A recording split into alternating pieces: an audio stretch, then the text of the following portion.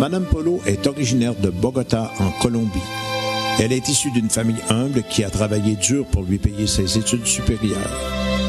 Son métier lui rapporte bien. Elle peut maintenant se payer des vêtements de marque, des bijoux, vivre une vie mondaine. Elle s'occupe beaucoup de son corps. Crème de beauté, gymnastique, régime pour rester mince et svelte. Elle accorde tellement de temps à sa personne que son mari et ses enfants n'occupent pas la juste place dans sa vie. Il y avait beaucoup de tensions dans sa vie de couple et elle compensait en donnant de beaux cadeaux à ses enfants pour combler ses absences du foyer. Madame Polo offrait des soins dentaires gratuits aux pauvres ainsi que de la nourriture. En ce qui concerne la pratique religieuse, Madame Polo allait à l'église chaque dimanche, sauf qu'elle se rendait à l'église de sa ville où la messe était la plus courte, 25 minutes maximum. Elle ne pouvait supporter davantage. Personne très intelligente, elle décida de poursuivre une spécialisation en orthodontie avec son neveu qui est aussi dentiste. En ce jour du 5 mai 1995 à l'université de Bogota, un événement viendra bouleverser toute sa vie. Il pleut abondamment sur Bogota ce jour-là et le tonnerre se fait entendre. Avec son neveu, ils se rendent à la bibliothèque de l'université pour prendre quelques livres. Ils se protègent de la pluie à l'aide d'un parapluie. L'époux de Mme Polo les suivait vêtu d'un imperméable. En voulant éviter une flaque d'eau, ils décident de faire un détour qui les mène à passer sous un arbre. Soudain, la foudre les atteint tous les deux. Le neveu de Mme Polo décède sur le coup, tandis que Mme Polo est à peine en vie. Sa peau est brûlée sur une grande partie de son corps et les organes internes, dont le foie, les poumons et les reins, sont très atteints. Commence pour Mme Polo une expérience surnaturelle qui la conduira aux portes du ciel, puis aux portes de l'enfer. C'est une grâce pour nous de recevoir Mme Gloria Polo et d'entendre son témoignage. Aujourd'hui, Mme Polo exerce toujours son métier de dentiste. Sa rencontre avec Jésus-Christ l'a radicalement transformée. Je veux partager avec vous un très grand cadeau que m'a fait Papa Dieu, le 5 mai 1995.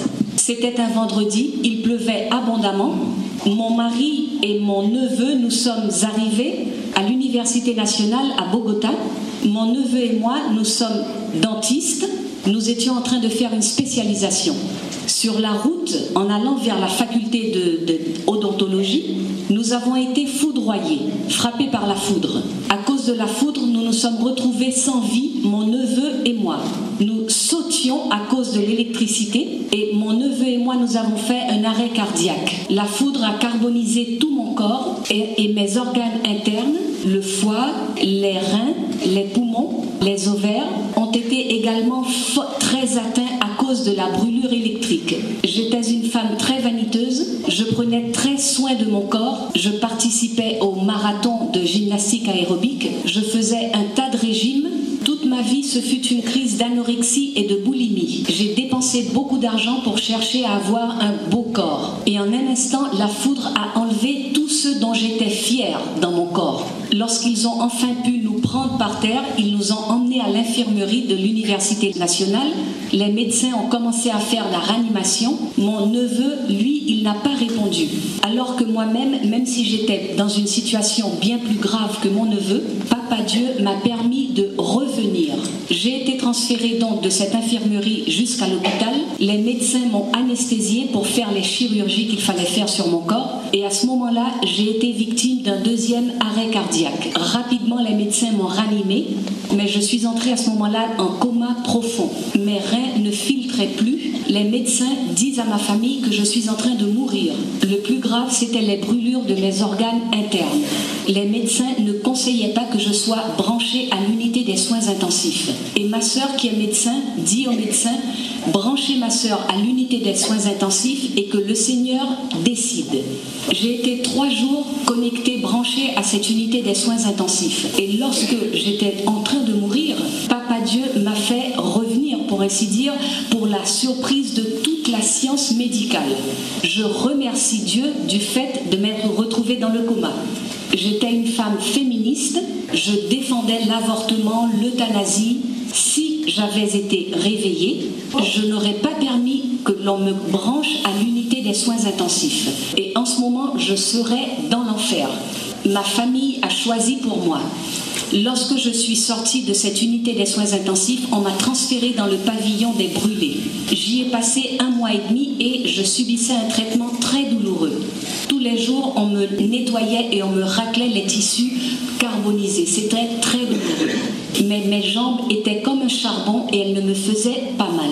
Au bout d'1 mois et demi, on m'annonce qu'on va m'amputer les 2 jambes. J'ai supplié Jésus pour que mes jambes ne soient pas amputées. J'ai constaté à ce moment-là que l'argent ne servait à rien, l'argent ne permettait pas d'acheter des jambes. Jésus redonne vie à mes jambes. Elles ont perdu la couleur du charbon qu'elles avaient et la circulation s'est rétablie. Comme seule séquelle, je dois utiliser des bottes en caoutchouc parce que sinon il y a le courant qui passe, l'électricité qui passe. Et je tombe par terre. Là où la foudre est sortie, l'endroit où la foudre est sortie, là ça me fait très mal. Même si ça fait de longues années de cela. Et là maintenant ça me fait mal, mais ça fait un peu moins mal. Je ne marche plus comme la dame élégante. Maintenant je clopine un peu, mais à chaque fois que je marche clopin-clopant, je dis Jésus, je t'aime.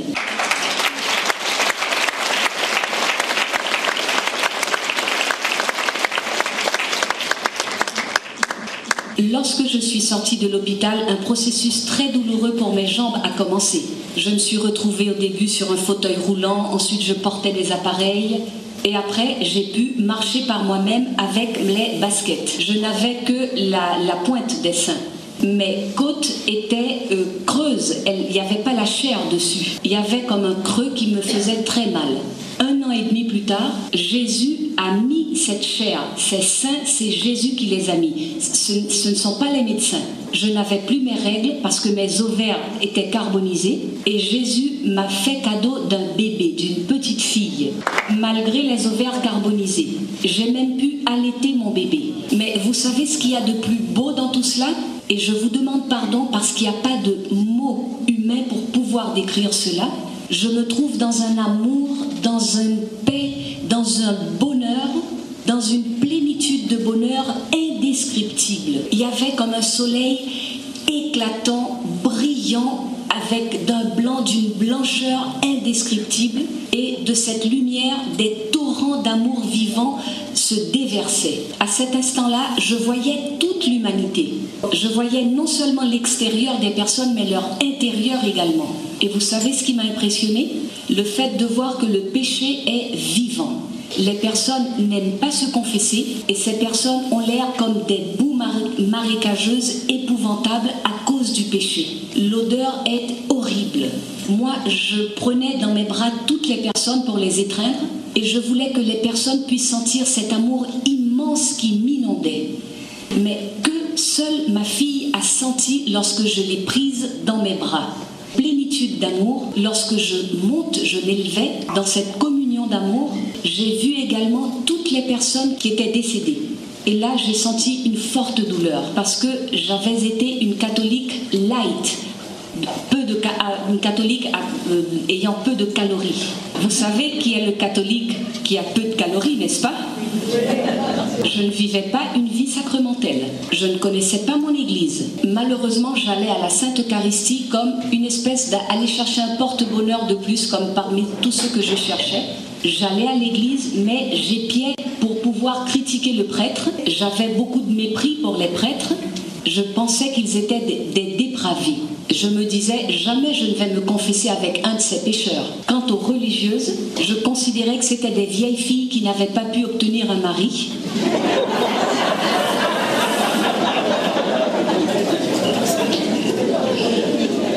Et donc, il a fallu qu'elles entrent dans l'église pour être maintenues par l'église. Je méprisais également les personnes qui priaient. Je pensais que les personnes qui priaient, c'était des vieilles dames ménopausées, assommantes, qui ne profitaient pas de la vie. Et tristement, je suis tombée dans un péché de syncrétisme. C'est-à-dire, je combinais Dieu et la sorcellerie, le nouvel âge, la New Age. Et j'ai fait toute une maîtrise avec le diable dans ce qui sont les sciences de l'occultisme.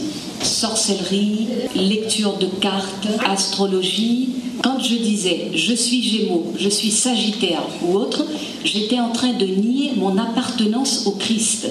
Je suis en train de donner ma vie à ces créatures qui sont des constellations, mais qui sont utilisées par Lucifer pour que nous devenions esclaves. Et Lucifer sait faire en sorte que tout soit parfait, que tout le résultat de cela soit parfait. J'ai fait également du yoga, de la méditation transcendantale. Je me levais à 3h du matin pour prendre des énergies astrales comme si j'étais moi-même une pile électrique. Pour moi, tout c'était énergie positive, énergie négative. Et mes pauvres patients, je les guérissais avec les énergies positives qui sortaient de mon corps. Mes malheureux patients, les pauvres. J'avais une telle confusion dans ce chemin du nouvel âge, de la New Age, que je ne me suis même pas aperçue à quel moment je me suis déchristianisée complètement et j'ai commencé à faire des dépressions. J'avais en moi une grosse erreur, je croyais à la réincarnation. On me faisait des régressions et Lucifer me mettait des vies passées. C'est-à-dire, il les faisait entrer dans mon cerveau, dans ma tête, de sorte que j'avais vu mon arrière-grand-mère réincarnée. J'étais végétarienne parce que j'avais peur de manger un parent à moi qui se serait réincarné dans une vache, dans une poule. Lorsque j'ai vu mon arrière-grand-mère, alors lorsque je l'ai vue dans cette expérience, je me suis dit que comme j'étais bête, on m'a trompée, on m'a enlevé tout mon argent parce que j'ai vu ma grand-mère qui était là-bas de l'autre côté au moment de mon expérience. Elle ne s'était pas réincarnée. Et lors de mon expérience, j'ai constaté que là-bas, il n'y a pas le temps. Tout est un présent. Dans cette expérience, je continuais à monter vers cette lumière magnifique. C'était une lumière vivante. Et une sagesse est venue à moi, une sagesse qui allait au-delà de mon intelligence. Lorsque je suis près à côté de cette lumière, je constate que cette lumière est vivante, elle palpite le cœur de Jésus. Il m'avait pris dans ses mains et c'est pourquoi j'avais cette sensation que j'étais dans un tunnel qui bougeait. C'était ses bras pleins d'amour et il m'a posé sur son cœur et il m'a serré sur son cœur. Dans son cœur, j'ai vu qu'il y avait 2 arbres vivants qui délimitaient une entrée. Et cette entrée, c'était une blessure. Et au fond, il y avait un lac, c'était un lac vivant, plein d'amour. Il y avait des fleurs qui étaient vivantes. Il y avait une prairie également vivante. Tout cela était vivant et plein d'amour. Je voulais entrer, j'avais un tel bonheur. Et moi maintenant, il faut que je parle de manière chronologique, mais tout cela, je l'ai vécu en un seul instant. Lorsque je voulais entrer, j'ai constaté que je ne pouvais pas entrer. Je ne vivais pas dans la grâce de Dieu. Mais à ce même instant, j'entends mon mari qui crie « Gloria, s'il te plaît, ne pars pas, ne t'en vas pas. Ne sois pas lâche, Gloria. Les enfants, voyez comme il est grand, le sacrement du mariage ?» Parce que moi, je profitais vraiment du bonheur de cet amour, mais les cris de mon mari m'attirent. Je le voyais qui pleurait, qui saignait. Lorsque j'étais encore vivante, mon mari m'avait dit qu'il allait faire une fête le jour où moi j'allais mourir. Et voilà qu'il pleurait en ce moment. Il criait, il me disait « ne pars pas », parce que notre couple avait été honteusement désastreux. C'est une femme féministe qui épouse un homme machiste. Une véritable guerre. Et au final, nous avons détruit l'amour que nous ressentions l'un pour l'autre. Mais quand il crie, à ce moment-là, moi, on me fait revenir. Et quelle douleur! Je ne voulais pas venir alors que j'étais dans cet amour. Je suis descendue, j'ai trouvé mon corps qui était là, sans vie. Les médecins s'acharnaient pour essayer de me faire revivre après mon arrêt cardiaque. Quand je suis entrée dans mon corps, il était encore en train d'avoir des soubresauts. La douleur était épouvantable. Il y avait de la fumée qui sortait de mon corps, de ma bouche également, une fumée bleue. Mais j'ai une deuxième expérience. Lorsque je fais mon 2e arrêt cardiaque, à ce 2e arrêt cardiaque, je vois que des parois du bloc opératoire, des personnes se détachaient des parois, mais elles avaient un regard de haine, une haine vivante, épouvantable qui sortait de leurs yeux.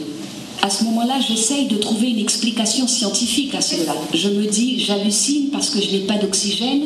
De nouveau, cette sagesse vient à moi et avec épouvante, je constate que toutes ces personnes qui sortaient des parois, c'était les péchés que j'avais commis depuis que j'avais 13 ans jusqu'au dernier instant de ma vie. À 13 ans, je suis morte. Je mourus parce que depuis lors, je ne me suis jamais plus confessée. C'est dommage, c'est vraiment dommage. C'est le moment où je suis arrivée à Bogota. Mes parents, en faisant un grand effort, alors qu'ils étaient très pauvres, ils m'ont emmenée dans une école pour riches. Les fillettes riches de cette école considéraient que le bonheur, c'était l'alcool, la cigarette, la prostitution. Quand j'arrive donc dans cette école, j'ai commencé à être une jeune heureuse, alcoolique. Je fumais, les expériences sexuelles de mes copines commençaient à m'intéresser. J'ai commencé à savoir ce qu'étaient les préservatifs. Mes copines m'emmenaient voir des films porno, sorcellerie, des pactes de sang, musique rock. Et moi, je disais que j'étais heureuse. Quel grand mensonge! Pour pouvoir faire cette affirmation, dire que j'étais heureuse, il fallait que je sois anesthésiée. Nous avons connu le grand mensonge du préservatif. Parce que mes copines, malgré le fait qu'elles utilisaient des préservatifs, sont tombées enceintes et leur maman, puisqu'elles avaient beaucoup d'argent, payait les avortements des fillettes. De mon temps, c'était quelque chose de monstrueux. Mais petit à petit, je me suis habituée à voir que ce qui était mauvais était bon, était un droit des jeunes, et j'ai pris en grippe. Je prenais en grippe à ma maman qui me parlait de Dieu, des valeurs, et je prenais en grippe également, je ne voulais rien savoir de l'Église. J'allais à la Sainte Eucharistie parce que j'étais obligée par ma maman. Mais c'était désespérant pour moi que d'être dans la Sainte Eucharistie. Et depuis lors, jamais plus je ne me suis confessée. Voilà le coup maître du diable. Mes amies, mes copines, qui participaient même à des orgies, elles affirmaient, elles disaient, je ne vais pas me confesser avec un homme qui est pire que moi encore. Et puisque moi, j'ai perdu à ce moment-là ma personnalité, je répétais ce que disaient mes copines. J'étais une copie conforme de ce qu'elles faisaient, mes copines. Je faisais tout ce qu'elles faisaient. J'ai perdu mon identité chrétienne, et jamais plus je ne me suis confessée. Lucifer avait atteint son but avec moi. Il m'a séparée de la miséricorde de Dieu. Voilà, à 13 ans. Mais dans ma vie, il y avait une très grande grâce. Une mère sainte qui adorait le Saint-Sacrement. Et c'est grâce à ma mère, malgré la pression de mon groupe d'amis, j'ai toujours été, grâce à ma mère donc, femme d'un seul homme. Mon seul fiancé, qui fut par la suite mon mari. Même si je voyais la prostitution, les orgies, les pornographies comme quelque chose de super ou de normal. Lorsque mes copines ont commencé à se faire avorter, le traumatisme post-avortement, après avortement, elles essayaient de l'anesthésier à base de marijuana et de LSD. Mais grâce à la prière de ma mère, et malgré le fait que mes amis m'offraient gratuitement la drogue, je ne suis pas tombée dans la drogue. Et même si j'avais décidé de m'enfoncer dans le péché, la prière de ma maman évitait que je ne tombe plus en bas encore. Mais au moment où j'ai ce deuxième arrêt cardiaque, l'horreur fut de constater que le péché n'est pas gratuit. Ceux qui sortaient des parois venaient me chercher. Je me suis enfuie, épouvantée. J'ai traversé les parois du bloc opératoire et j'ai comme sauté dans un vide, dans le vide. Et en sautant dans le vide, je suis entrée comme dans des prisons vivantes et je suis passée de la lumière à l'obscurité. Les personnes qui se trouvaient dans les cellules haut placées, situées en haut, où il y avait beaucoup de lumière, portaient des vêtements merveilleux, mais vraiment merveilleux. C'était des vêtements très blancs, mais qui étaient vivants. Elles étaient revêtues de l'agneau de Dieu. Ces personnes, lorsqu'elles étaient sur la terre vivante, c'était des personnes eucharistiques, c'est-à-dire des personnes qui faisaient beaucoup d'adoration à Jésus dans l'Eucharistie. Ces âmes sont sanctifiées très très vite par l'Esprit Saint. Et elles allaient bientôt sortir de là où elles se trouvaient. Un peu plus en bas, donc, les personnes que je voyais portaient des vêtements très beaux, mais on voyait leur visage. Elles étaient très belles, mais au fur et à mesure que je descends, les personnes que je voyais se défiguraient. Leurs vêtements étaient épouvantables, des abîmes. Elles avaient très très soif, et celles qui se trouvaient dans les niveaux les plus bas hurlaient, elles criaient, toutes criaient. Elles poussaient des cris. Elles se lamentaient de la réponse qu'elles avaient donnée à l'amour de Dieu lorsqu'elles étaient en vie sur la terre. Elles se lamentaient également de voir la trace qu'elles avaient laissée dans l'éternité. Lorsque nous passons par la vie, nous laissons une trace dans l'éternité. Quelle trace laissons-nous? C'est pour ça qu'elles criaient. Parce que chaque personne qu'elles avaient rencontrée ou avec qui elles avaient eu affaire lorsqu'elles étaient vivantes sur la terre, elles voyaient la trace qu'elles avaient laissée dans ces personnes. La haine, les mauvais traitements, les insultes. Elles voyaient les personnes qu'elles avaient, par exemple, écartées de Dieu, les personnes qu'elles avaient détruites. Et ces personnes que je voyais dans les bas niveaux souffrent énormément, mais vraiment énormément, à cause des conséquences de leurs péchés. Elles avaient été pardonnées, mais de leur vivant, elles n'avaient pas réparé le mal qu'elles avaient commis. Et il faut voir comment elles souffrent. C'est une souffrance terrible. Et toutes ces personnes qui étaient dans ces niveaux d'en bas se lamentaient également à cause de l'amour qu'elles n'ont pas donné, à cause du bien qu'elles n'ont pas fait lorsqu'elles étaient vivantes sur la terre, à cause de l'évangélisation qu'elles ont omis de faire. Elles ont vu combien d'âmes n'ont pas connu Dieu à cause de leur indifférence et de leur péché d'omission. Lorsque le prêtre lève Jésus, de la poitrine de Jésus au moment de l'élévation, il y a beaucoup d'eau qui jaillit. Et à ce moment-là, toutes ces personnes qui étaient dans cet endroit que je voyais reçoivent l'eau qui jaillit du côté de Jésus parce qu'elles ont une soif terrible dans cet endroit. Et à ce moment-là, lorsqu'elles reçoivent cette eau, elles ont un grand repos. Ça les repose énormément. Moi, je sens une grande douleur lorsque le prêtre élève l'Eucharistie et qu'il fait très vite, parce qu'à ce moment-là, je sens la douleur de ces personnes. Il va trop vite. Quand j'ai continué à descendre, l'odeur était horrible. Il y avait comme des marécages, et dans ces marécages, toutes les personnes qui étaient là se lamentaient. Elles étaient honteuses, elles avaient honte d'avoir entaché, d'avoir sali le temple de l'Esprit Saint, c'est-à-dire leur corps. Et ceux qui hurlaient le plus terriblement, parce qu'elles ressentent une douleur qui épouvante, ce sont les adultères.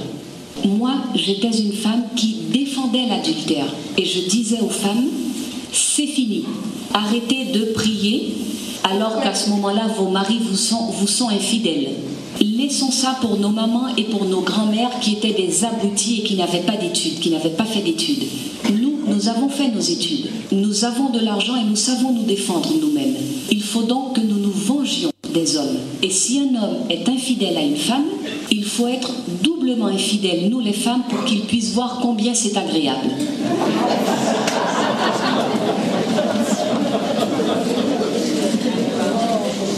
Et à cet instant-là, où j'étais dans cet endroit marécageux, j'ai senti l'horreur de constater que j'avais détruit un si grand nombre de couples mariés. Le mariage est saint. 2 personnes entrent dans l'église pour se marier et il en ressort 3. La 3e personne, c'est Jésus, l'amour parfait, qui unit l'amour imparfait des 2 personnes.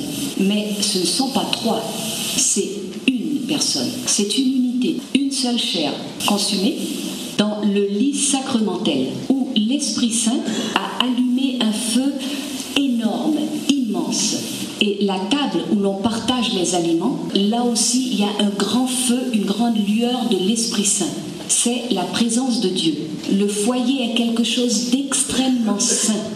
Et donc, détruire un foyer, le premier péché, c'est le premier péché que l'on commet contre la Sainte Trinité.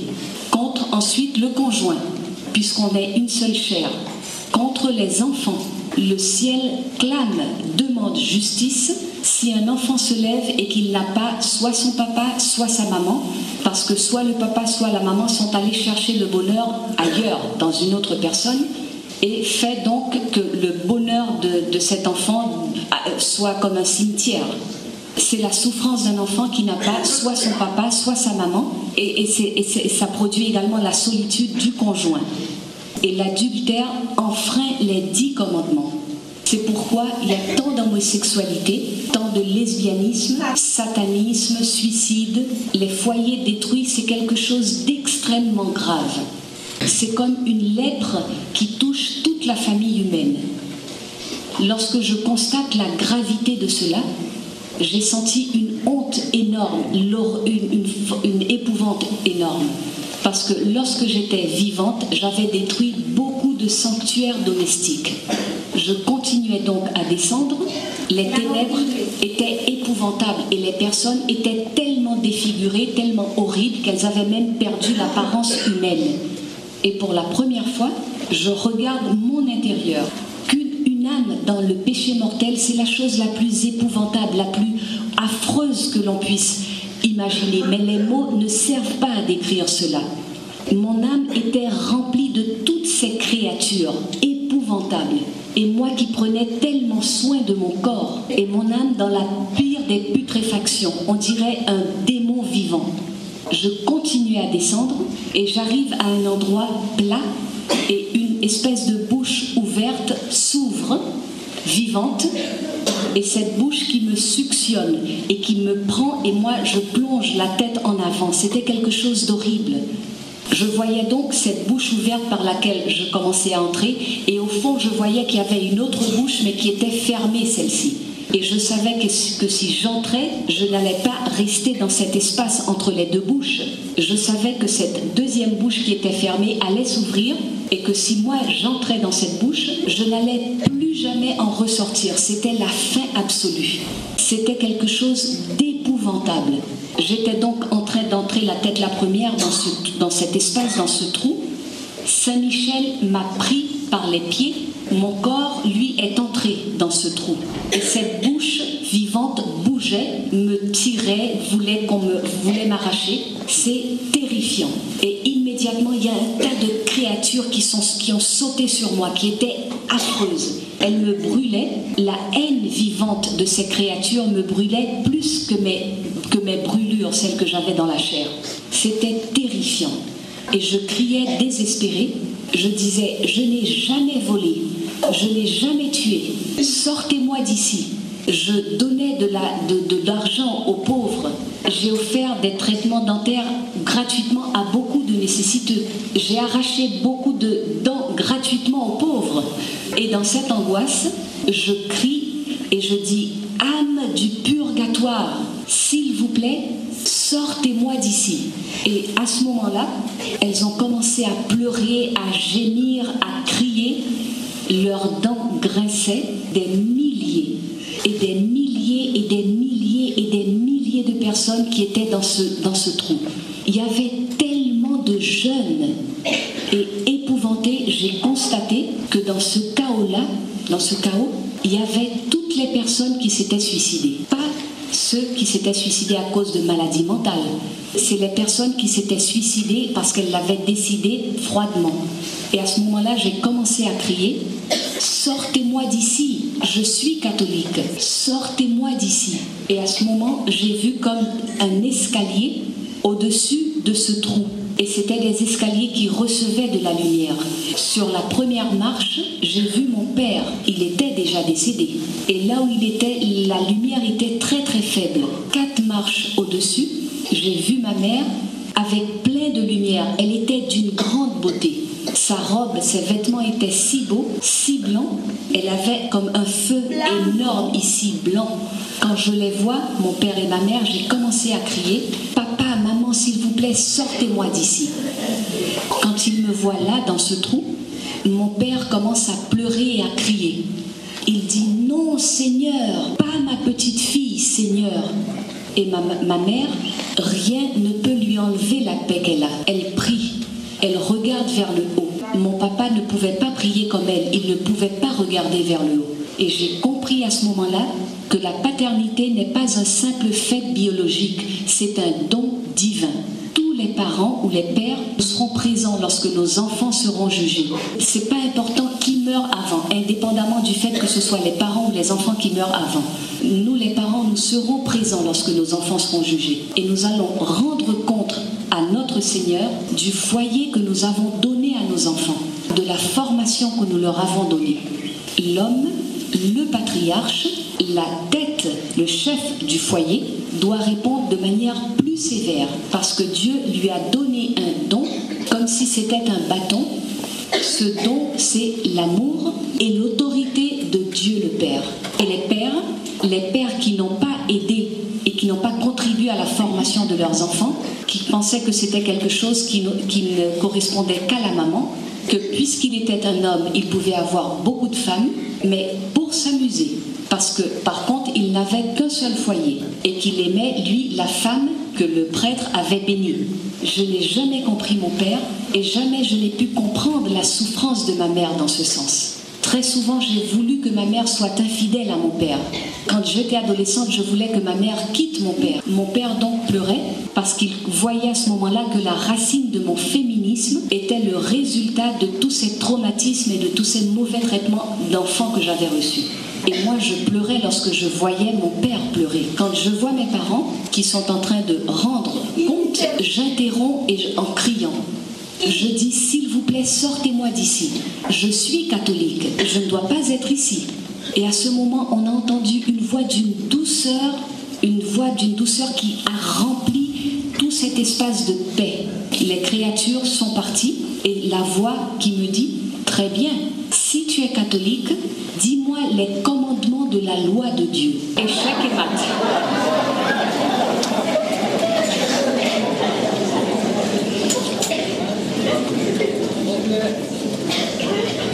Je savais qu'il y en avait 10 et rapidement j'ai commencé à chercher, à essayer de me remémorer les commandements et je me disais, j'ai pas été infidèle à mon mari, je n'ai pas tué, mais il y en a 10, où sont les autres? Et à cet instant, je crie, le premier, tu aimeras Dieu par-dessus tout et ton prochain comme toi-même. Ma mère me disait toujours, le Christ a un amour passionné pour toi. Va au tabernacle, ma fille. Quand tu seras tombée amoureuse de lui, tu vas sentir un feu très grand dans ton cœur, une passion énorme pour le Christ. Et tu comprendras à ce moment-là que le bonheur, ce n'est pas les personnes, ce n'est pas l'argent qui le donne. Le bonheur, tu le trouveras là, devant le tabernacle, et là tu vas pouvoir aimer toute l'humanité. Tu pourras servir tout le monde avec beaucoup d'amour, sans attendre rien en échange. Et voilà ce que je disais à ce moment-là en évoquant le premier commandement. Mais voilà que cette voix me dit, très bien, est-ce que tu as aimé? J'ai crié, oui, moi oui, j'ai aimé. Quand on m'a dit, non, tu n'as pas aimé, tous les masques se sont détachés, sont tombés. Mon cœur s'est retrouvé nu, ouvert. Tous les mensonges, toute l'hypocrisie sont tombés. Non, tu n'as pas aimé ton Seigneur par-dessus tout. Et encore moins ton prochain comme toi-même. Parce que toi, tu avais un Dieu. C'est une idolâtrie qui t'a soumise. Ton Dieu, l'argent. Et j'ai dit, mais quel argent, puisque je suis en faillite, je suis en banqueroute, parce que la guérilla m'avait ruiné. À cet instant-là, on ouvre mon livre de la vie. Et j'ai vu toute ma vie en un instant. Mais pas seulement les choses physiques, j'ai vu également tout le spirituel. Et la beauté dans ce livre de la vie, c'est l'amour de Dieu, la passion que Dieu sent, éprouve pour nous. Malgré mes péchés, il continuait à m'aimer, il continuait à me chercher. Et voilà cette honte que nous éprouvons tous lorsque on ouvre notre livre de la vie. La passion de Dieu pour nous. Mon livre de la vie commençait au moment où l'ovule et le spermatozoïde de mes parents se sont unis. Ça a produit une explosion immense dans le ventre de ma maman, mon âme. Et mon âme qui était une âme adulte. Je jouissais, je prenais plaisir, le bonheur de voir l'amour de Dieu. Il y avait un plan dans ma vie, c'était le plan de Dieu pour ma vie. Et j'avais également à ce moment-là des talents, les talents étaient déjà en moi. Dans toutes nos âmes, vous voyez, comme si c'était ce verre, elles sont remplies, mais vraiment remplies de l'eau vivante, c'est-à-dire de l'amour de Dieu. Et moi, mon bonheur, c'était de sentir Dieu à partir du moment même de ma fécondation. Et ce bonheur, je l'ai ressenti jusqu'au moment où j'ai eu l'âge de raison. Et ces petits bébés, les petits enfants, ce sont de grands théologiens parce qu'ils savent vivre dans ce bonheur de l'amour de Dieu. Ces éclats de rire, ces rires des bébés lorsqu'ils sont dans le berceau, c'est parce qu'ils vivent cet amour de Dieu, ce bonheur de l'amour de Dieu. Et quand je suis née, mes parents m'ont fait baptiser. L'Esprit Saint, au moment de mon baptême, a pris mon esprit et m'a mis dans le cœur du Christ. Lorsque le prêtre est en train de faire la croix, Papa Dieu met son nuage, parce que la présence de Papa Dieu, je l'ai toujours vu sous forme d'un beau nuage. Donc Papa Dieu, au moment du baptême, nous fait une croix de feu blanc ici. Enfants de Dieu, qui avons été payés au prix du sang, le sang de son Fils. Lorsque je suis entrée dans mon baptême, dans le cœur de Jésus, Jésus a revêtu mon âme de lui-même, d'une blancheur éclatante. Et quand j'ai commencé à commettre mes péchés, c'est-à-dire quand je commençais à avoir la conscience et que je commettais des péchés, c'est comme si dans cette eau, on laissait tomber une boule de boue. Et donc, les vêtements que je portais ont commencé à s'entacher, à se salir. Mais cette boule de boue, c'est un péché. Et c'est donc vivant.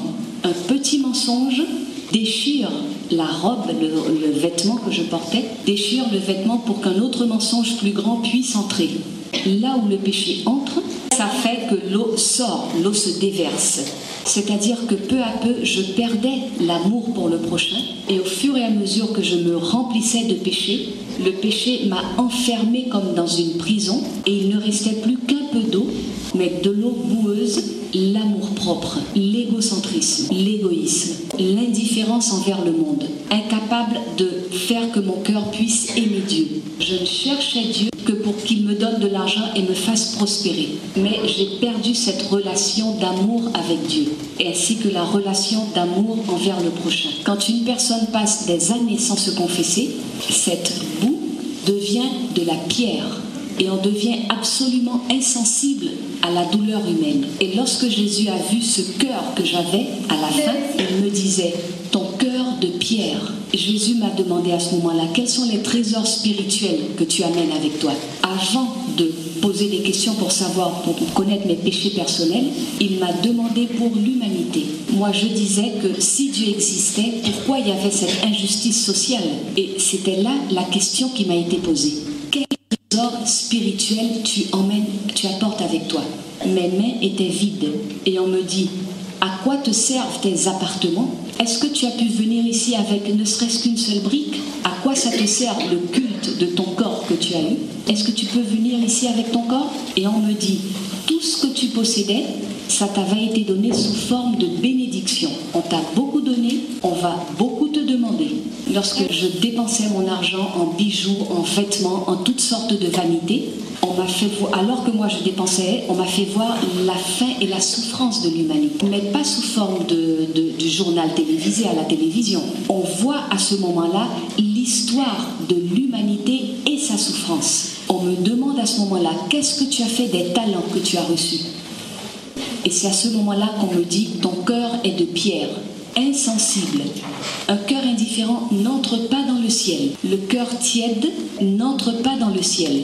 C'est très grave. Lorsque je vois mon cœur de pierre, je vois qu'à cause du péché de l'arrogance, de l'orgueil, je ne suis pas allée à cause de mon arrogance à la confession sacramentelle. Lorsque j'étais petite et que j'ai fait ma première confession, mon âme était propre comme la neige. Depuis cette première confession jusqu'à 13 ans, je me confessais et à chaque fois mon âme était propre, impeccable. Dans le cœur du prêtre, il y a Jésus qui saigne. Le cœur du prêtre, le prêtre n'est pas un homme quelconque, c'est un oint, O-I-N-T. C'est un cadeau que se fait à lui-même Papa Dieu. Sur toute la terre, il n'y a aucune créature, ni aucun ange dans le ciel qui puisse donner gloire à Dieu autant qu'un prêtre. C'est leurs mains consacrées, à travers leurs mains consacrées, un morceau de pain et un peu de vin deviennent le corps et le sang du Christ. Et au moment où le prêtre impose les mains sur les offrandes, il y a une explosion énorme de l'Esprit Saint, tellement énorme que cette explosion touche les derniers coins de la création, de l'univers. Et le ciel et la terre s'unissent, se rapprochent à chaque Eucharistie. Et un jour, le ciel et la terre s'uniront et tout le mal, tout le péché, toutes les maladies disparaîtront. La mer d'iniquité va disparaître. Il y aura un nouveau ciel et une nouvelle terre parce que le tout sera perfectionné dans l'amour du Christ. Ici, sur la terre, le cœur du Christ palpite. C'est l'Église. C'est pourquoi le démon haït de toutes ses forces le prêtre. Il haït le fait que la blessure dont on parlait tout à l'heure dans le cœur du prêtre, on appelle cette blessure une blessure d'amour. Il haït le fait que Dieu ait fait cette blessure d'amour dans le cœur du prêtre. Au moment où le prêtre est ordonné prêtre, l'ordination, le cœur du prêtre et le cœur de Jésus s'unissent et ne forment qu'un seul cœur. Et la blessure et les deux blessures des deux cœurs s'unissent. Et de cette blessure, la vie de la grâce, c'est-à-dire la vie du Christ, se déverse pour l'humanité. Lorsque je me suis confessée, Jésus, ensanglanté, lavait et arrachait toutes ces créatures que j'avais dans mon âme. Et mon âme se retrouvait propre. Lorsque le prêtre dit, en raison du pouvoir que me donne l'Église, tes péchés te sont pardonnés, mon âme se retrouve, monte sur l'estrade de la miséricorde. Moi, je suis là, Jésus est là, le démon est là. Jésus arrache des mains du démon le billet à ordre que j'avais signé et qui disait que j'appartenais au démon. Quand je pêche, je sors Jésus de mon cœur et je m'enfonce dans les ténèbres. Et là, je deviens esclave des vices, des péchés, de la sorcellerie. Et pour moi, une fois devenue adulte, rien n'était péché, tout était bon. Quand j'habitais donc dans ces ténèbres, j'ai signé un billet à ordre en disant que j'appartenais. Quand je me suis confessée, quand je me confesse, Jésus déchire ce papier et me prend dans ses bras et crie « Elle est à moi, je l'ai payée de mon sang ». Une confession bien faite, bien préparée, dans la main de la Vierge Marie, l'Esprit Saint est devant le tabernacle et on prend une feuille et on note tout ce qui nous vient. Et demandons à ce moment-là à la Sainte Vierge Marie de nous donner la douleur de nos péchés. Et demandons la grâce de ne plus pécher de nouveau. Lorsqu'on fait une confession comme ça, l'âme redevient propre. On sent une paix et un bonheur énorme. Même les maladies physiques guérissent. Parce que ces créatures sont acides, elles nous brûlent lorsqu'elles sont à l'intérieur de nous. Quand on vit dans le péché, on ressent beaucoup d'angoisse. On est comme un poisson hors de l'eau, qui n'arrive pas à respirer. Beaucoup de cancers, beaucoup de dépression, beaucoup de gastrite s'améliorent après une bonne confession. Mais le démon fait tout ce qu'il peut pour éviter que nous ne nous confessions. Quand j'allais me confesser, le démon venait et il faisait venir d'autres démons, parce qu'il y a un démon qui est là et qui veille pour éviter que la personne n'aille pas se confesser. Quand ce démon voit qu'on va se confesser, il fait venir d'autres démons. C'est une guerre. Mais la Vierge Marie m'aidait, venait me soutenir lorsque j'allais me confesser. Le diable me disait « Mais tu ne vas pas dire ça au prêtre, est-ce que tu n'as pas honte ?» Il voulait me faire faire des confessions sacrilèges et des communions sacrilèges. Lorsque j'ai mangé le corps du Christ, Jésus de nouveau remplissait mon âme de son eau vive. Et quand le prêtre dit « Ceci est mon corps », Jésus arrache un morceau de son cœur et le met sur la patène. Et il remplit le calice de son sang. Tous les anges sont là présents et rendent gloire à Dieu. Papa Dieu, et qu'il nous appelle et il dit « Venez mes tout petits, venez ». La scène, le dîner est servi. J'ai fait descendre ce pain du ciel pour que vous ayez la vie éternelle. Lorsque nous venons donc à la table eucharistique, Papa Dieu descend. Nous rencontrons tous Papa Dieu qui est dans les bras ouverts du Christ sur la croix. La table sacramentelle, c'est la partie horizontale où le Christ se trouve gisant par amour pour nous. Quelle est grande l'Eucharistie et que j'ai été ingrate envers l'Eucharistie. Si nous demandions à la Sainte Vierge Marie de nous apprendre, nous serions très heureux. Nous ne chercherions plus à aller aux Eucharisties que les dimanches, parce que c'est obligatoire pour se sauver. Au contraire, tous les jours, nous voudrions y aller par amour. Jésus entre dans le cœur, notre cœur est avec Jésus et nous sommes dans le cœur de Jésus. C'est une communion. L'Esprit Saint entre et Papa Dieu voit son enfant là qui nous justifie par son amour et sa pureté et Papa Dieu entre en nous. Le catholique, c'est un temple vivant de la Sainte Trinité. C'est pourquoi le jugement le plus sévère, c'est le jugement envers celui à qui on a le plus donné. Et nous sommes des temples vivants de la Trinité. Et cela fait que nous nous donnions à l'humanité, que nous aimions, que nous servions. Et ça fait donc que nous remplissions les personnes de cet amour que nous avons en nous, la Trinité. Et c'est très grave si nous ne faisons pas cela. C'est pourquoi l'humanité est comme elle est. Je vais un peu parler des péchés et j'en aurai fini. Le premier commandement, tu aimeras Dieu par-dessus tout. J'ai négligé ma prière quotidienne et j'ai négligé ma relation avec Dieu. Et la fumée du démon, du diable, des démons, s'est interposée entre Dieu et moi. Et il s'interposait et la distance était de plus en plus grande parce que je ne priais pas. Et en moi est entré à ce moment-là un péché, le péché d'idolâtrie, quand j'ai cessé de considérer Dieu comme la chose la plus importante de ma vie. Et cette première place a été occupée par mes amis, par mes copines, avec tous leurs péchés. J'ai eu d'autres idolâtries, l'argent, le pouvoir, moi-même, mon arrogance, l'intellectualité. Le premier commandement, je l'ai enfreint également avec la sorcellerie, le nouvel âge qui m'a séparé de Dieu. Le syncrétisme, c'est-à-dire la combinaison du divin et de l'occultisme. Et mon amour pour Dieu se refroidit. Je mangeais le corps et la sang du Seigneur de manière indigne. Je me moquais des sacrements. J'ai commis de grands sacrilèges. Je me moquais de l'Église. Et c'est un grand péché celui-là. Les critiques, les moqueries envers l'Église, les calomnies contre l'Église entraînent, impliquent de la malédiction pour l'humanité. C'est excessivement grave cela. Quand tu répètes les calomnies que tu as entendues quelque part, ces malédictions retombent sur nous. Quand je parlais mal des prêtres, puisque je parlais mal des prêtres, on m'a dit à ce moment-là, avec quelle autorité, toi, femme qui a avorté, avortiste, avec quelle autorité jugeais-tu mes oins? Ils sont de chair. Mais la sainteté du prêtre, c'est la communauté qui répond de la sainteté du prêtre. La communauté dans laquelle j'ai mis le prêtre, j'ai mis ce don. Et une communauté dans laquelle on fait beaucoup d'avortements, le pire de tous les péchés, l'avortement, en fait, c'est l'avortement qui a fait de cette génération la plus perverse de tous les temps. L'avortement est un sacrifice satanique, diabolique. Celui qui offre ce sacrifice au démon, c'est le médecin, l'assassin, le criminel. Ses yeux sont des yeux de feu. Il est implacable lorsqu'il détruit les enfants, le médecin. Ce médecin est en excommunication. Il est complètement en dehors du cœur du Christ.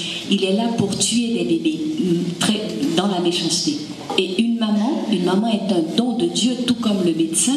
Cette maman, Dieu a fait d'elle quelqu'un qui va donner sa vie pour ses enfants. Devient l'assassin la plus monstrueuse de toute la création. Ce qui fait de cette génération, tout cela fait que cette génération prend la ressemblance de la bête. Pas une ressemblance avec les animaux, les bêtes au pluriel. Les animaux méritent du respect. Et nous n'avons pas à nous comparer aux animaux. Un animal ne fait pas d'avortement. Par contre, la femme en fait.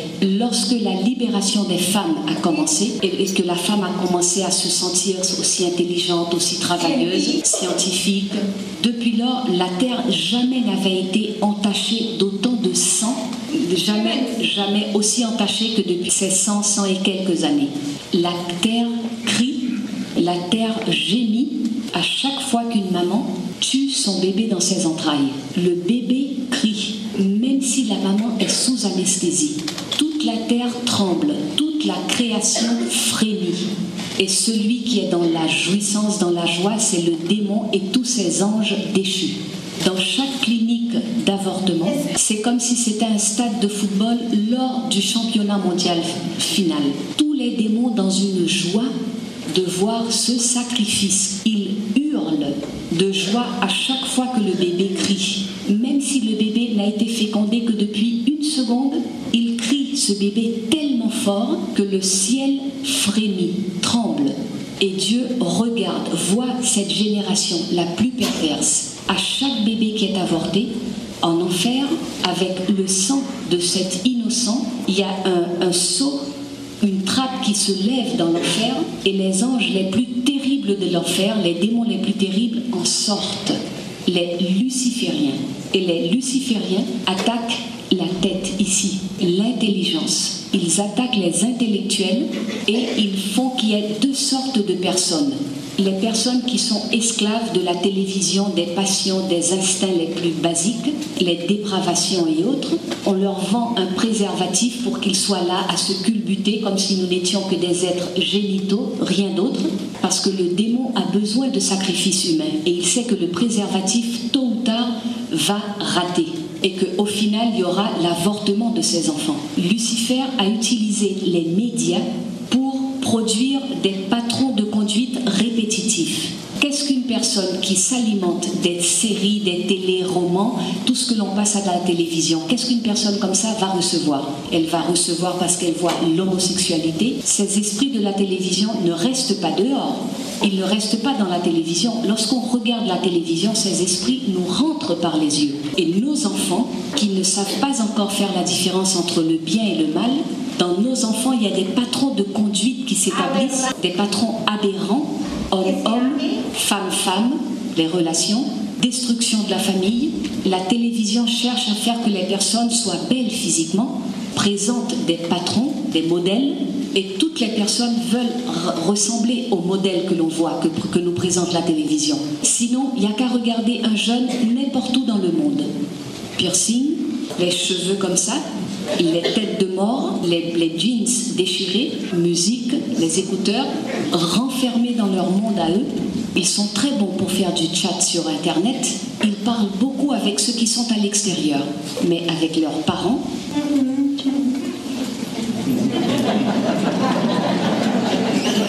Le Seigneur a dit.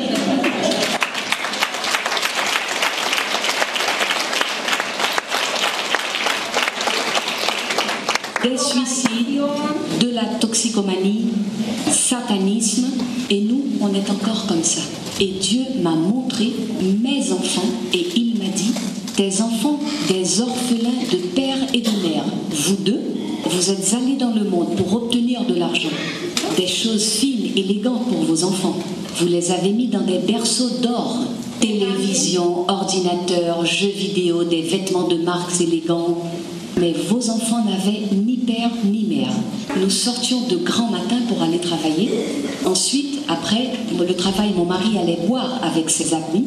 Moi, j'allais voir des défilés de mode, j'allais dans les gymnases, j'allais prendre des pots avec mes copines, j'allais faire des spécialisations, des études, de la recherche. Et je me sentais très réalisée. Et je pensais que puisque je payais une dame à la maison qui s'occupait de mes enfants, moi, mon rôle de maman, il était bien accompli. Quand le Seigneur me montre ce qu'il y a dans le cœur de mes enfants, je voyais dans leur cœur tout ce que Lucifer avait voulu mettre dans leur cœur à travers les médias. Et Lucifer a un autre genre de personnes. Ce sont les personnes qui dominent, les personnes qui gèrent, qui maîtrisent les médias, les intellectuels, parmi lesquels les athées, les grands pouvoirs, ceux qui nous imposent l'homosexualité, les lois pour l'avortement, ceux qui sont là et qui travaillent pour détruire l'Église, les grands pouvoirs qui payent de grandes fortunes pour faire des scandales sacerdotaux et pour détruire l'Église. C'est épouvantable, je ne vais plus continuer à parler de cette question-là. D'où vient ce grand pouvoir de Lucifer? De l'avortement. C'est une grande armée, l'armée la plus effroyable qu'on ait jamais vue. C'est pourquoi beaucoup de théologiens qui étudient, même s'ils étudient, la lumière de Lucifer les confond et se mettent à dire qu'il n'y a pas d'enfer, qu'il n'y a pas de purgatoire, qu'il n'y a rien de tout cela. Ces avortements forment un palais. Ce palais, il s'appelle le palais de la luxure. Mais ce palais n'est pas construit avec des briques. C'est un palais qui est construit, les parois, les murs sont construits par les bébés avortés. Et là, c'est la bête qui habite dans ce palais. La mission de la bête, c'est d'attaquer les prêtres et les scandales. Tous ces scandales, lorsqu'on signale, on pointe du doigt le prêtre, Jésus fait comme ça, c'est pour montrer que le sang de nos enfants a fait que les prêtres s'enfoncent dans cette mer de sang. Avec le sang innocent fait que la bête prenne beaucoup de pouvoir. La mission de cette bête est de détruire la sainteté sacerdotale. Si cette bête s'approchait de nous, on ne pourrait pas résister. La nation entière serait détruite. Parce qu'un prêtre, ce n'est pas les démons inférieurs qui nous attaquent, qui vont attaquer un prêtre. Un prêtre, il est attaqué par les démons les plus puissants. Mais aujourd'hui, avec les avortements, le pouvoir du démon est devenu beaucoup plus grand. Et c'est pourquoi on entend autant de scandales qui affectent ces malheureux prêtres. Voilà donc pour cette question qui a été éclaircie. C'est à peu près clair ? Oui. chose à dire. Lorsque l'on juge un prêtre et qu'on ne prie pas, on va répondre du péché sacerdotal. C'est toute la communauté qui va répondre du péché du prêtre. Parce que la communauté, nous devons prier pour nos prêtres. Nous devons les aimer et nous devons supplier Dieu pour la sainteté de nos prêtres. Au deuxième commandement, ne pas prononcer en vain le nom de Dieu. Ne pas jurer par le nom, ne pas parjurer. La question, c'est qu'est-ce qui arrive avec les petits bébés qui ont été avortés? Grâce à Dieu, l'Esprit Saint dirige l'Église. Et quand toute cette abomination a commencé, beaucoup de prêtres, inspirés par l'Esprit Saint, ont commencé à célébrer des Eucharisties en présentant ces bébés dans un baptême d'intention, dans la Sainte Eucharistie. Et donc ces bébés, grâce à la Sainte Eucharistie, le don de Dieu, ces enfants peuvent donc voir la gloire de Dieu. Cependant, le sacrifice qui a été commis reste une abomination devant Dieu. Et je vais parler de mon avortement pour que les choses soient plus claires. Lorsque j'avais 16 ans, j'étais vierge et mes copines me poursuivaient, elles me ridiculisaient parce que de 13 jusqu'à 16 ans, j'étais encore vierge. À 16 ans, j'étais encore vierge. Et pour ne pas être rejetée du groupe de copines, j'avais fait un pacte de sang en jurant à mon groupe de copines. Je leur disais que lorsque j'allais rencontrer un homme et que j'allais tomber amoureuse de lui, j'aurais des relations à ce moment-là avec lui. Mes copines ne couchaient plus avec les garçons par amour, elles le faisaient tout simplement par promiscuité. Lorsqu'on voit beaucoup de films porno, ces esprits aberrants qui sont dans les films rentrent et maîtrisent ou rentrent dans nos hormones. Ces esprits font que les personnes aient une sexualité diabolique, une sexualité aberrante. Et lorsqu'une jeune fille, comme mes copines, lorsque les jeunes filles, comme mes copines, commencent à vivre dans cette promiscuité sexuelle, à la fin, elles en étaient tellement malades qu'elles allaient même participer à des orgies. Et c'est pourquoi une vierge, dans un groupe de filles comme ça, c'était une honte. Elle me disait, mais tu vas attraper le cancer. Et c'est pourquoi je ne voulais pas tomber amoureuse, parce que je ne voulais pas vivre ce genre de vie. Mais à 16 ans, je suis tombée amoureuse d'un jeune garçon qui était exactement comme un chanteur brésilien, qui s'appelle Roberto Carlos. Il avait des cheveux bouclés, et moi j'aimais ses cheveux bouclés. Et ce jeune garçon, eh bien lui aussi, il avait ses cheveux bouclés. Et je suis donc tombée amoureuse de lui. Lorsque mes copines ont appris que j'étais amoureuse, elles m'ont donné la lettre que j'avais signée, et elles m'ont dit, le moment est donc venu.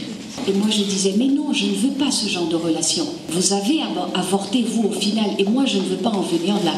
Je suis pauvre, moi je ne peux pas me payer ce genre de choses. Et mes copines qui me disaient, mais nous avons la méthode parfaite. Nous avons enfin appris. Il faut utiliser 2 préservatifs. Et tu prends en plus 5 pilules anticonception. Et en plus 2 pastilles spermicides. Et tu ne tomberas pas enceinte. Eh bien, l'horreur, j'ai suivi toutes leurs instructions et au premier mois, je n'avais plus mes règles. Et je disais à mes copines, mais qu'est-ce que je vais faire maintenant? Ne t'inquiète pas, tu verras, tes règles viendront le mois prochain. Le 2e mois arrive, toujours sans mes règles. Elles me disent, quelle mauvaise chance tu as eue. Ça n'a pas marché. Maintenant, il faut faire vite et il faut que tu te fasses avorter. Parce que lorsqu'ils sont petits, le médecin se fait payer très peu cher. C'est pas du tout cher. Vous vous imaginez mon angoisse? Je ne dormais plus, je pleurais, je me sentais prisonnière, acculée. Qu'est-ce que je vais faire, mes parents? Mais peu de temps après, le bébé commençait à bouger. Et quand il bougeait dans mon ventre, j'ai ressenti une telle tendresse, un tel amour de maman. Je commençais à aimer mon bébé. Mon corps commençait à changer énormément. Mon ventre qui commençait à grandir. Je ne pouvais plus cacher mon ventre. Mes copines qui m'insultaient parce que mon ventre était devenu trop grand. Et je disais, mais c'est terrible, c'est pas la peine d'avoir des relations sexuelles si à la fin, il va falloir que je vive cet enfer. J'ai dit à mon petit copain, à mon fiancé, quand je lui ai annoncé que j'étais enceinte, je croyais qu'on allait se partir tous les deux et que nous aurions notre bébé. Je disais, nous allons ensuite revenir avec le bébé dans nos bras et nos parents sauront bien accepter. Mais tristement, lorsque je lui dis, mais qu'est-ce que nous allons faire? Qu'est-ce que nous allons faire? Il me répond, nous ne pouvons pas. Nous ne pouvons pas. papa, il faut avorter. Quand il m'a dit qu'il fallait avorter, j'ai senti que je m'enfonçais dans une obscurité épouvantable. Et je disais, mais non, moi j'aime mon bébé, je ne veux pas le tuer. Mais j'ai manqué de courage. Et un jour, je me suis retrouvée pleurant dans une clinique pour avortement. Vous savez combien a coûté la vie de mon bébé? Le prix d'une vache. Mon fiancé a vendu une vache de sa propriété. Mes copines m'ont emmené chez leur médecin, leur gynéco à elle. Ce médecin m'a dit que puisque mes copines étaient des clientes à lui, il allait me faire payer très bon marché. De mon temps, c'était très très cher de tuer un bébé. Je pleurais et le médecin, il s'en fichait. Il a pris son argent, on m'a fait passer dans un bloc opératoire, dans une salle de chirurgie, avec un blouson bleu. On m'a couché sur un lit horrible. Je pleurais, je tremblais tellement j'avais peur et on m'a anesthésiée. Quand je me suis réveillée, j'ai touché mon ventre, je ne sentais plus le bébé. Et je me suis tellement, mais tellement haïe. La douleur était si grande que je n'ai plus depuis lors pu dormir. À chaque fois que je dormais, j'entendais le cri de mon bébé. Quand je dormais, je sentais que le bébé me caressait comme ça, alors que je le tuais. Et vous savez ce que le Seigneur m'a fait voir? Le bébé grand, moi anesthésié. Le bébé était grand, moi j'étais anesthésiée. Mais moi, même si j'étais anesthésiée, le bébé était éveillé. Et quand le médecin vient sortir le bébé était déjà, il avait tellement grandi que le médecin, sans la moindre compassion, il a décidé de le déchiqueter dans mon ventre. Et moi, je voyais dans le livre de la vie que le médecin avait trouvé la petite jambe droite du bébé et la lui a coupée. Le bébé a crié si fort et l'autre petite jambe, il l'utilisait pour essayer de fuir dans mon ventre. Mais le médecin a trouvé sa petite jambe également, lui a coupé les jambes, l'a déchiqueté complètement et les morceaux de mon bébé tombaient dans un bac rouge en plastique. Pourquoi je dis toujours les gouvernements sont des menteurs lorsqu'ils disent que l'avortement est un droit. C'est un mensonge, ce sont des enfants de Lucifer. Est-ce qu'ils ont voulu savoir ce que ressent une femme qui s'est fait avorter? Les larmes qu'une femme qui s'est fait avorter verse, les dépressions des femmes, les cancers de sein que tout cela produit. Dieu pardonne malgré tout ce terrible péché, mais la nature ne pardonne pas. Ces interruptions aussi violentes, plus la douleur, l'amertume, la haine que ressent la femme, sont à l'origine de beaucoup de cancers, stérilité, frigidité, dépression. Et vous savez, après que j'ai tué mon bébé, je me suis retrouvée morte même si je vivais. J'avais une telle haine envers mes amis que j'ai pu obtenir de mon père qu'il me sorte de cette école. Je n'ai plus jamais voulu revoir ces amis. Et voilà comment j'ai anesthésié ma douleur. Alcool, musique, aérobic. Je ne pouvais pas être seule avec moi-même. Je ne me supportais pas. Et vous savez, après, lorsque je me suis mariée, j'évitais d'avoir des enfants parce que je m'avais fait mettre un stérilet. Dans tout mon cheminement, ma vie de mariée, de temps en temps, j'avais des hémorragies spontanées, avec de gros caillots de sang, des bébés assassinés. Et je ne pouvais pas dire que je ne savais pas que le stérilet provoquait des avortements, parce que l'Église le proclamait au monde entier. Et moi, lorsque j'ai entendu l'Église dire que le stérilet provoquait des avortements, je me suis levée contre l'Église. Je disais, mais l'Église ne suit pas la science. Et la douleur que j'ai ressentie par ces bébés que j'ai assassinés également, parmi ces enfants, il y avait un prêtre. Et Dieu m'a fait voir quelle était la mission de ces bébés. L'un de ces bébés, sa mission était de devenir un prêtre. Et c'est très douloureux. Je supplie Dieu que l'humanité se réveille de cette anesthésie dans laquelle elle vit. Quand les lois d'un pays autorisent ou prévoient l'avortement et que l'on tue les bébés au nom de la nation, au nom de la République, le sang de ces innocents tombe sur tous les habitants du pays qui reconnaissent la loi de l'avortement. Les seuls qui ne sont pas entachés par ce sang, ce sont les personnes qui luttent et qui défendent la vie et qui ne se lassent pas de lutter pour le droit des bébés à la vie. Voyez quelle humanité perverse. Nous tuons nos enfants. Et lorsque nous ne voulons pas avoir d'enfants, nous les tuons en utilisant la méthode de la planification. Et si nous ne pouvons pas avoir d'enfants, on les fait fabriquer dans un laboratoire. Et vous savez ce qu'il y a de plus triste dans tout cela? Que malgré cette douleur terrible de l'avortement lorsque j'avais 16 ans, je me suis mise à étudier, à me la jouer, à me croire une scientifique. Et au final, c'est moi qui défendais l'avortement, c'est moi qui suis devenue une avortiste. J'ai payé de grandes sommes d'argent pour des avortements de beaucoup de filles. Voilà ce que fait Lucifer. Il a confondu de telle manière mon esprit, mon intelligence, qu'il a fait de moi une femme luciférienne. Moi, je disais que je n'avais pas tué. Et les bébés que j'avais assassinés, ce n'étaient pas des assassinats, c'est le pire des meurtres. Et les bébés pour lesquels j'avais conseillé l'avortement, la langue sans Dieu devient une langue assassine. Ma langue a détruit un si grand nombre d'âmes et de vies. Au final, je défendais l'union des homosexuels. Je défendais la promiscuité des jeunes, mais je n'appelais pas ça la promiscuité, je disais que c'était une sexualité libre. Je dépensais de grandes sommes d'argent pour offrir des préservatifs aux jeunes. Et vous savez ce que le Seigneur m'a fait voir? L'un des jeunes à qui j'avais donné de l'argent pour s'acheter des préservatifs, malgré son préservatif, a attrapé le sida. Et voilà ce que Dieu nous montre.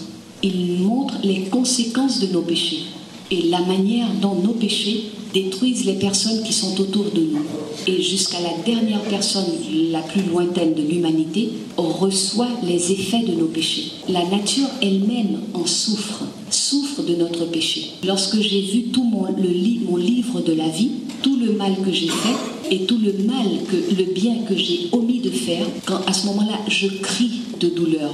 Je vois ma maman qui est en haut et je crie, je dis « Maman, quelle honte! Je me suis condamnée. Là où je vais, mère, je ne vais plus jamais te revoir. » Je savais à ce moment-là que j'allais à l'enfer. Je n'avais pas voulu accepter la miséricorde de Dieu.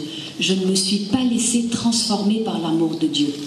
Et ma mère pointe ses deux doigts vers le haut. Quand je regarde, des croûtes, des écailles sur mes yeux se sont détachées. C'était mon aveuglement spirituel. Et à cet instant, j'ai crié du fond du cœur, « Jésus-Christ, prends pitié de moi, Seigneur. Pardonne-moi. Donne-moi une deuxième chance. » Et ce fut le moment le plus merveilleux, parce qu'il est descendu, Jésus, dans sa lumière. Il m'a sorti de ce trou et il me dit avec un amour immense, « Tu vas revenir, tu vas avoir ta deuxième chance. » Mais c'est grâce à la prière de toutes les personnes, des personnes qui ne sont pas les personnes de ta chair et de ton sang. J'ai vu à ce moment-là le grand pouvoir de la prière d'intercession. Dans mon pays, beaucoup de personnes avaient prié pour moi à la suite de la publication du foudroiement dans les journaux. Et l'Esprit Saint, leurs prières, l'Esprit Saint les faisait monter comme des petites flammes. Ce qui plaît le plus à Dieu, c'est la prière que nous faisons pour les autres. Une prière quand elle sort de l'égoïsme et que l'on prie pour des personnes qui ne sont pas de notre famille, lorsque l'on prie pour l'humanité. La Vierge Marie avait recueilli toutes ces prières des personnes colombiennes, du peuple colombien, elle les avait recueillies dans sa main gauche. Et dans sa main droite, elle avait recueilli toutes les prières des saints.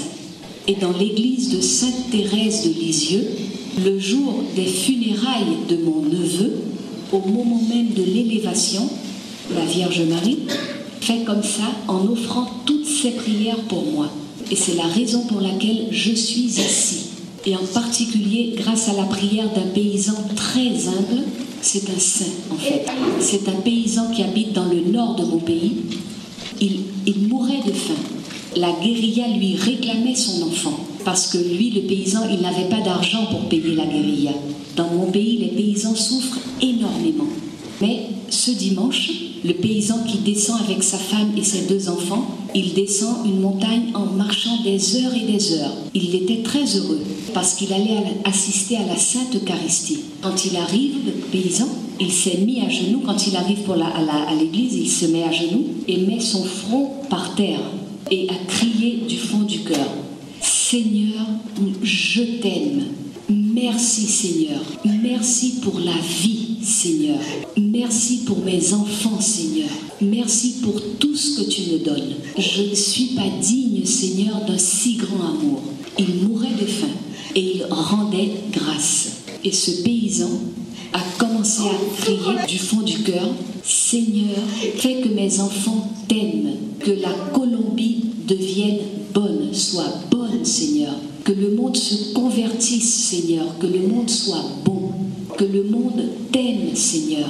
Et quand on a passé pour prendre les offrandes, la quête, le Seigneur m'a fait voir la poche de ce paysan à ce moment-là. Il avait dans sa poche un billet de 10 000 et un billet de 5 000. Le paysan a donné en offrande son billet de 10 000. Quand il est sorti de l'Eucharistie, après avoir communié, il ressortait avec une lumière immense dans sa poitrine et avec une joie énorme. Il a acheté un dessert, une sucrerie de mon pays qui s'appelle Panela. La panela, on la lui a enveloppée dans une coupure de journal, dans une moitié de feuille de journal.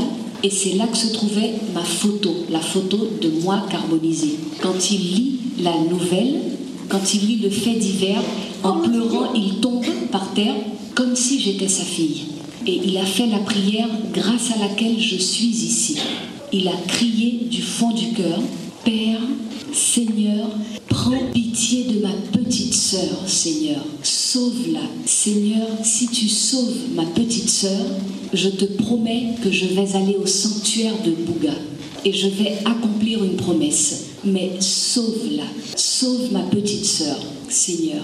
Il a offert au Seigneur de traverser tout le pays pour moi, alors qu'il n'avait même pas de quoi manger. Le Seigneur me l'a montré et il m'a dit, ça c'est l'amour du prochain. Voilà ce qu'est l'amour. Et c'est à ce moment-là que le Seigneur me donne cette mission. Et il m'a dit à ce moment-là, tu ne vas pas répéter cela 1000 fois, tu vas le répéter 1000 fois 1000. Et malheur à ceux qui, en t'entendant, ne changent pas, parce qu'ils vont être jugés plus sévèrement, comme toi-même tu vas être jugé, lorsque tu reviendras ici une deuxième fois.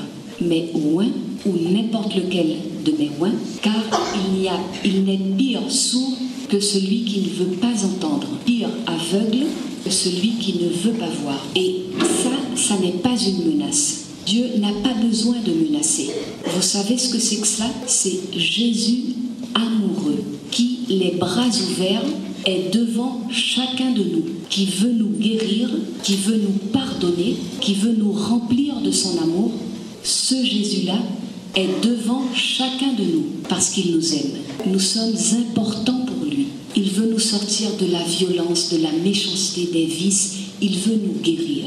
Jésus, il veut des saints. L'humanité a besoin de saints. Que le Seigneur vous bénisse. Je vous aime dans l'amour de Dieu.